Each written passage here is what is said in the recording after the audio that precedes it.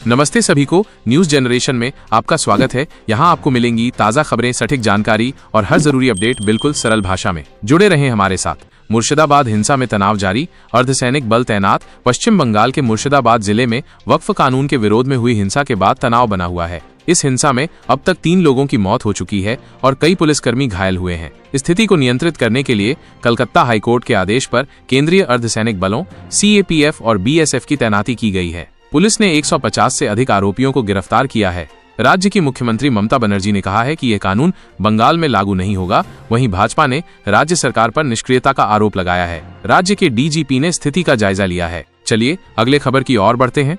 मुंबई हमले के आरोपी तहव्वुर राणा से NIA की पूछताछ जारी। 26/11 मुंबई आतंकी हमले के आरोपी तहव्वुर राणा को अमेरिका से प्रत्यर्पित कर भारत लाया गया है। राष्ट्रीय अन्वेषण अभिकरण NIA की टीम राणा से लगातार पूछताछ कर रही है। खबरों के मुताबिक राणा ने पूछताछ में पाकिस्तानी खुफिया एजेंसी ISI और आतंकी हाफिज सईद से जुड़े कई राज उगले हैं। राणा ने प्रत्यर्पण से बचने के लिए अमेरिका में अपनी कई बीमारियों का हवाला दिया था, लेकिन उसकी दलीलें खारिज हो गईं। NIA राणा से हमले की साजिश और उसमें शामिल अन्य लोगों के बारे में जानकारी जुटाने की कोशिश कर रही है। चलिए अगले खबर की ओर बढ़ते हैं।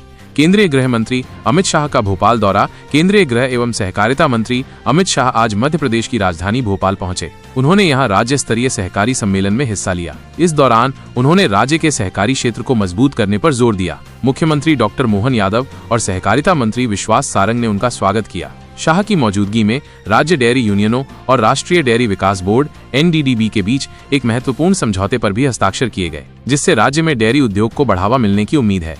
चलिए अगले खबर की ओर बढ़ते हैं। मुंबई एयरपोर्ट पर जूतों में छिपा करोड़ों का सोना जब्त। मुंबई के छत्रपति शिवाजी महाराज अंतर्राष्ट्रीय हवाई अड्डे पर राजस्व खुफिया निदेशालय DRI के अधिकारियों ने एक बड़ी कार्रवाई की है। बैंकॉक से आए एक यात्री के पास से तस्करी का सोना जब्त किया गया है। ये सोना जूतों में विशेष तौर पर बनाए गए खांचों में छिपाकर लाया जा रहा था। जब्त किए गए सोने की कीमत लगभग 6.3 करोड़ रुपए बताई जा रही है। DRI अधिकारी यात्री से पूछताछ कर रहे हैं ताकि तस्करी के इस नेटवर्क के बारे में और जानकारी मिल सके।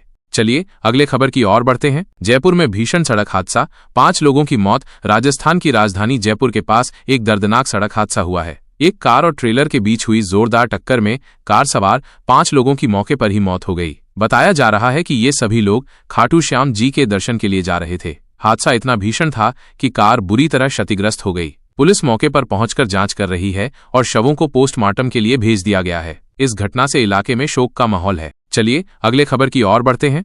मध्य प्रदेश गुना में हनुमान जयंती जुलूस पर पथराव, तनाव। मध्य प्रदेश के गुना जिले में हनुमान जयंती के अवसर पर निकाले जा रहे जुलूस पर कुछ असामाजिक तत्वों द्वारा पथराव किए जाने की खबर है। इस घटना के बाद इलाके में तनाव फैल गया। रिपोर्ट्स के अनुसार पथराव के बाद दोनों पक्षों के बीच झड़प भी हुई। पुलिस ने मौके पर पहुंचकर स्थिति को संभाला और सुरक्षा बढ़ा दी है। पुलिस घटना के कारणों की जांच कर रही है और आरोपियों की पहचान करने की कोशिश की जा रही है। शांति बनाए रखने की अपील की गई है। चलिए अगले खबर की ओर बढ़ते हैं। लखनऊ अंबेडकर प्रतिमा लगाने को लेकर पुलिस और ग्रामीणों में झड़प। उत्तर प्रदेश की राजधानी लखनऊ के मवई खातरी गांव में सरकारी जमीन पर डॉक्टर भीमराव अंबेडकर की प्रतिमा लगाने को लेकर विवाद हो गया। ग्रामीणों द्वारा प्रतिमा स्थापित करने के बाद प्रशासन ने उसे हटा दिया, जिसके बाद ग्रामीण भड़क गए। गुस्साए ग्रामीणों और पुलिस के बीच झड़प हुई, जिसमें पथराव भी किया गया। इस झड़प में 5 पुलिसकर्मियों समेत करीब 15 लोग घायल हो गए। गांव में तनाव को देखते हुए पुलिस बल तैनात कर दिया गया है और स्थिति पर नजर रखी जा रही है। चलिए अगले खबर की ओर बढ़ते हैं। झारखंड पश्चिमी सिंहभूम में नक्सली हमला, एक जवान शहीद। झारखंड के पश्चिमी सिंहभूम जिले में सुरक्षाबलों और नक्सलियों के बीच मुठभेड़ हुई है। इस नक्सली हमले में झारखंड जगुआर फोर्स का एक कांस्टेबल शहीद हो गया, जबकि CRPF का एक जवान घायल हुआ है। बताया जा रहा है कि सुरक्षाबल इलाके में सर्च ऑपरेशन चला रहे थे, तभी नक्सलियों ने घात लगाकर हमला कर दिया। मुठभेड़ के बाद नक्सली जंगल का फायदा उठाकर भाग निकले। इलाके में सर्च ऑपरेशन तेज कर दिया गया है और अतिरिक्त बल भेजा गया है। चलिए अगले खबर की ओर बढ़ते हैं। देश के कई हिस्सों में मौसम का बदला मिजाज, फसलें प्रभावित। देश के विभिन्न हिस्सों में मौसम का मिजाज बदला हुआ है। उत्तराखंड में देहरादून मसूरी रोड पर ओलावृष्टि और तूफान आया। वहीं चमोली में भारी बारिश से नुकसान हुआ। हरियाणा और अमरावती महाराष्ट्र में भी बेमौसम बारिश और तूफान से गेहूं और सरसों की फसलों को काफी नुकसान पहुंचा है। मौसम विभाग ने अगले कुछ दिनों में उत्तर भारत के कई राज्यों में मौसम बदलने और कहीं बारिश तो कहीं तेज गर्मी का अनुमान जताया है। किसानों की चिंताएं बढ़ गई हैं। चलिए अगले खबर की ओर बढ़ते हैं। वक्फ कानून पर जमीयत उलेमाए हिंद की दिल्ली में बैठक।